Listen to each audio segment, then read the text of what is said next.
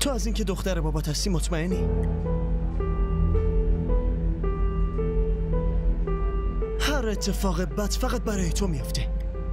همش بهت ظلم میشه. غذای درست حسابی نداری، مامان بزرگ در رو ست میکنه، عموت خفت میکنه، بابات میاد بعدش میگی نمیاد. منو احمق فرض کردی؟ من بهت دروغ نمیگم. هر اتفاقی افتاده گفتم. آره و من احمق دیوونه حرفای تو رو باور میکنم. دختر، همین دیروز به مامانم گفتم که لندن میری، اما امروز تو به مامانت راجع به من گفتی؟ کی اینو گفت؟ اینقدر که عقل دارم. حالا به مامان چی بگم؟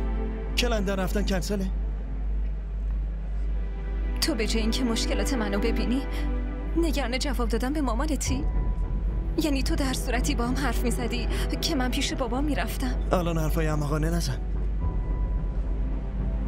تو دیروز میخواستی بری لندن، اما این حال و روز تو رو از روز اول میدیدم. باشه فهمیدم، قبول دارم، ولی خب راه حل این مشکل رو باید پیدا کنیم دیگه. بابا گفته که حاله باید عروس بشه، پس تو مامان تو یه جوری بفرست خواستگاری. مگه چطور میتونی اینقدر به انفشار بیاری؟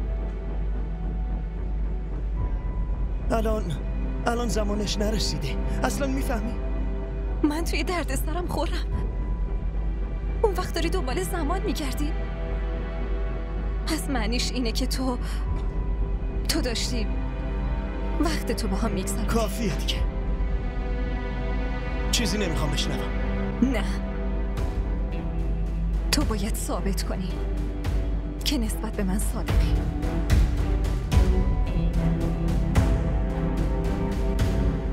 من به این کلاسا نمیخوام برم مامان. با یاسمین که اصلا نمیرم. چرا نمیری؟ الان که مثل زمان قدیم نیست که من تو رو توی خونه بنشونم که جهیزیه عروسی تو آماده کنی و منتظر خواستگار باشی تا بیان خونه بخت ببرنت. نمیرم یعنی این که نمیرم.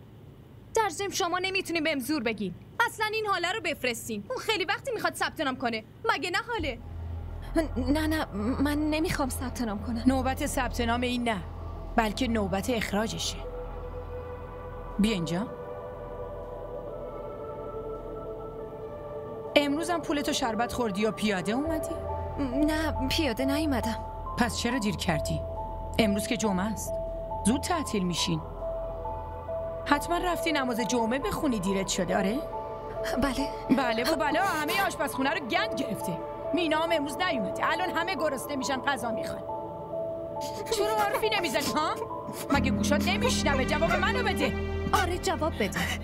مامان شما عجیبین. وقتی جواب نمیده این رفتار رو میکنین، وقتی جواب میده میگین زبون درازی میکنه. مومی سر حاله داد بزنید. لازم نیست سر من داد بزنید. در ضمن من با سمین هیچ جایی نمیرم. فهمیدین؟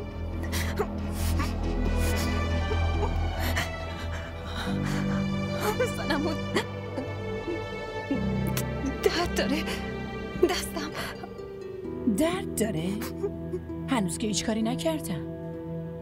دردش کم شد. حالا چی بازم درد داره؟ چطور جا نیاد؟ دختری احمق.